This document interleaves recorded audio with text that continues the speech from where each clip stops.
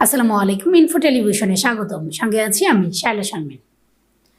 ঢাকা মহানগর বিএনপির আহ্বায়ক আমিনুল হক এবং সদস্য সচিব মোস্তফা জামানের নির্দেশে অনুযায়ী মহানগর যুগ্ম আহ্বায়ক আফাজ উদ্দিনের সার্বিক তত্ত্বাবধানে এবং উত্তর পশ্চিম থানার বিএনপির পক্ষ থেকে উত্তরায় 8টি স্পটে মাসব্যাপী ইফতার বিতরণ কার্যক্রম চলছে।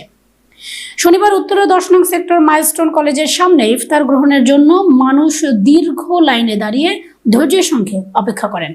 আয়োজকদের আন্তরিক প্রচেষ্টায় রোজাদাররা স্বাচ্ছন্দ্যে ইফতার গ্রহণ করেন।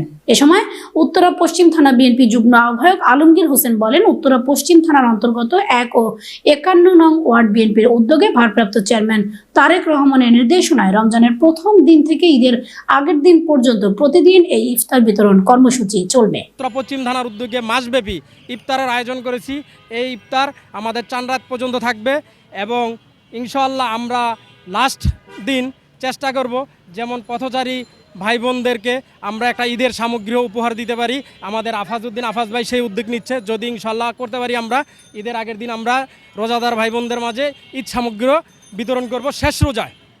এবং আমাদের প্রতিদিনই 8টা স্পটে প্রায় 2500 লোকের জন্য আফাজের নেতৃত্বে ইফতারের আয়োজন হচ্ছে। চেয়ারম্যান জনাব তারেক রহমানের নির্দেশে ঢাকা মহানগর উত্তর বিএনপির সম্মানিত আহ্বায়ক জনাব আমিনুল হক ও সদস্য সচিব জনাব মোস্তফা জামান এবং যুগ্ম আহ্বায়ক অন্যতম আফাজ ভাইয়ের উদ্যোগে উত্তরা পশ্চিম থানা বিএনপির আয়োজনে মাসব্যাপী ইফতার সামগ্রী বিতরণ চলছে। আমাদের 3 থেকে 400 মানুষের আমরা প্রতিদিন ইফতার বিতরণ করি। আমরা 8টা স্পটে এই ইফতার বিতরণ হচ্ছে উত্তরা পশ্চিম থানার আয়োজনে। দর্শক, এতক্ষণ ইনফো টেলিভিশনের সাথে থাকার জন্য ধন্যবাদ। আমাদের নতুন নতুন আপডেট এবং সংবাদ পেতে www.infotvbd.com অথবা আমাদের ফেসবুক পেজ এবং ইউটিউব চ্যানেল ভিজিট করুন।